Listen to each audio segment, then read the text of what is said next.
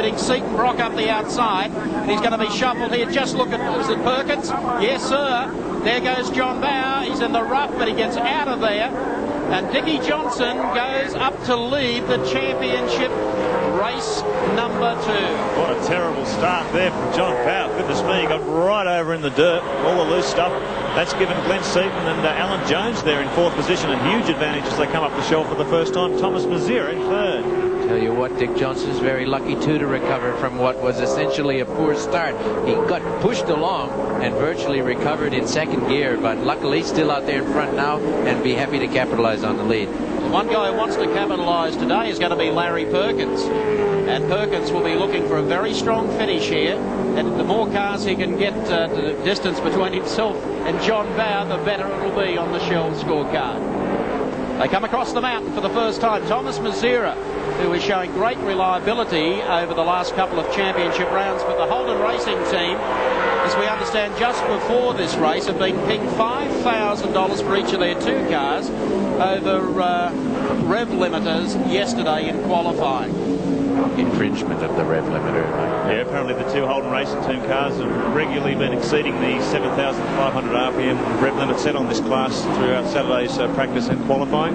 You know what they could do? They could actually get Larry to put a good rev limiter in for them. He'd know how. They come down the straight, heading towards Caltex Chase and Dickie Johnson. What a day he's enjoying at Mount Panorama Bathurst. He's stretching that lead and watch him come downhill now as Mark Scaife makes a run on Alan Jones. Here they come. Scaife out of the slipstream, up on the inside of Jones. Takes 1. Nicely done. Now, if you thought the camera was a little wavy, there's a westerly howling through here this afternoon just before the start of this heat. Pretty hard on our cameraman and our 7 team here. It's blowing an enormous amount of grass and rubbish onto the track too. You can see it blowing all over the place as the cars come through. Seaton now, very competitive run here in Heat 2. He's up to 2nd. Thomas Mazira also in a Bridgestone shot car with Seaton in 3rd. Then it's Scaife pushing up with Alan Jones and Larry Perkins trying to make that big impression on the lead as they come round for the first time. From a standing start, 2:15.96 for Johnson. That's quick off the grid. Boy, oh boy, aren't they pushing it here. I tell you, it's looking strong. That's Thomas coming up on the outside here of Glenn Seaton to hurry him along a bit. There'll be no conserving in heat number 2. Well, I'll tell you what, he's proven at Symmons Plains. He understands good race setup. He's got the car set up very well here on hard tyres. Like goes side by side with Alan Jones. Those Glenn Seaton, sorry. Side by side out of Repco corner. There's still door handle as they come up toward the cutting. Who's going to get in? And Glenn forced him over onto the curb there. That would have lost a few RPM, but he managed to hold off on the shelf and get through the cutting. Little disappointing for Glenn, who closed up behind John Bower in the first heat. But now the Holdens are having their say in race number 2. Who look after their tyres in race 1 could almost dictate the outcome of race 2. Well, Thomas Mazira, like his teammate Peter Brock, going for a particularly hard tyre compound here, as he did at Symmons Plains, and he came on gangbusters at Symmons. I think he finished 3rd down there behind Brocky and John Bower, and he's showing that race form and that race setup here in the 2nd heat. He's got the bit between his teeth, and there's nothing like racing right alongside someone around a circuit like Bathurst. It takes up your overall momentum. It really gets you going. Just look at all the bits and pieces. A lot of leaves getting blown down, and we'll be watching. You'll almost be able to see them in the radiator inlet. Look, they're blowing along on the aftermath of the... There's Mark Scaife starting to get very close. It's in the draft to Glenn Seaton. They come running down here towards the right-hand kick. Mazira goes through. Does he go through? Boy. Oh, Scaife gets very, very close under brakes. The crowd cheering there as he puts the front spoiler of the Winfield car right under the back of Seaton's Falcon as they come down to braking for pitch brake once again. Seaton's got his ground covered. Mazira opening up a car length or 2 on this pair. So as they come across the start-finish line for the 2nd time, it's Johnson in control from Mazira in 2nd. Glenn Seaton, Mark Scaife, Larry Perkins, Alan Jones, Tony Longhurst, Phil Ward up to 8th. And John Bowe still way down the order after that altercation on the first corner. You can't make any mistakes in this class, Mark. Honestly, the cars are so competitive amongst the top 10 cars. the slightest mistake, anything, and you're gone. And the fact that John Bow was up there running so strong in second in the first heat, and now we don't even see him in picture, is an indication of just what these cars are doing at the front of the field. They're not mucking about here either. They're instantly down to the 2-minute 14-second bracket. The fastest man on the track at the moment is Johnny Bow. He's back in 8th position, but he's just fired off a 14.5, and he'll be on the prowl. 14.7 to Johnson the last time around as he continues to lead it. The battle for second, though, was closed up with Mazera, Glenn Seaton and Mark Scaife. And just wait, give it another lap and a half, and the man with the bifocals is going to be sitting there behind him, Larry Perkins. Yes, there's anybody's position here for a second. I would say all of these fellas have got the flag in their sights.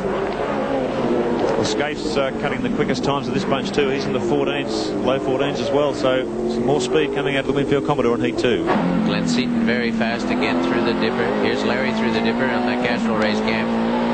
Little left-hander, fade right here. This is still trickier than it looks. You have to be in a straight line before you can slam on the brakes. Tight left-hander, just missed that tire power wall. It's one wall Dick Johnson will never forget. In qualifying many years ago, wrecked his Falcon, but not today. Here's Scaife in the draft. Go Dickie. Johnson sprinting away at the front. Thomas Mazera holding second position. Glenn Seaton with his mirrors full of Mark Scaife's Commodore here. Larry Perkins trying to make an impression. Scaife very, very, very strong under brakes into there. Gee, he closes right on the bumper of Seaton's car. But in other parts of the circuit, Seaton's quicker. But overall, lap times at the moment, Scaife is motoring a bit quicker than Seaton at this stage. Just look at the way that Larry Perkins has been able to pick up the front-running freight train, and Alan Jones is only one spot back behind. So Thomas made the bolt, Dick's got away, and Glenn Seaton can't do anything with Mazera. Scaife would love to do something with Seaton, and Larry would just love to do it to all of them.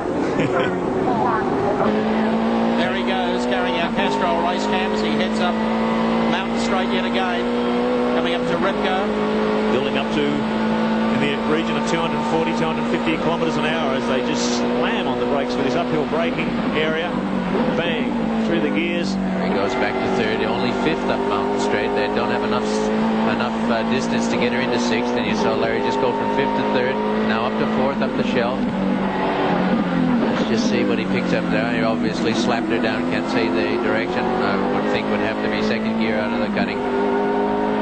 But lightning changes. No synchro rings in these Hollinger gearboxes, which are made in Melbourne. Great innovative engineer, Peter Hollinger. And every car in this field has got the Hollinger 6-speed gearbox. Come across Castrol Skyline again. Glenn a little closer this time to Thomas Mazera. Keep in mind, back in the pack, John Bow still in 8th position, but boy, isn't he motoring. He's just fired off a new lap record of 2:13.61 seconds. Well, he knows that he's throwing a lot of points away, Mark, and obviously wants to get back onto this freight train, but being such a short number of laps, 15 around here, I doubt whether he can get there. Throwing up plenty of dust there from Mazera as he clips the outside of the circuit and gives Seaton a windscreen full of rocks and grass. Glenn ducks out of the draft again. I wonder if he's having that overheating we mentioned earlier on. He doesn't sit right under the wing of the car in front. He could be just being cautious, knowing that he can't do it for too long. But that's what the gauges are on the dashboard for. He'll be monitoring that. He'll feel it. Just locked up on him. He's feeling the pressure here. Scaife really closing on him as they slow from 280 kilometres an hour in Caltech's chase. Seaton just locking a brake on the inside as the car got a little bit unstable. Mazera, meantime, doing a tidy job at the front of this pack as Castrol race cam shows us quite graphically. Larry at the back of this quartet.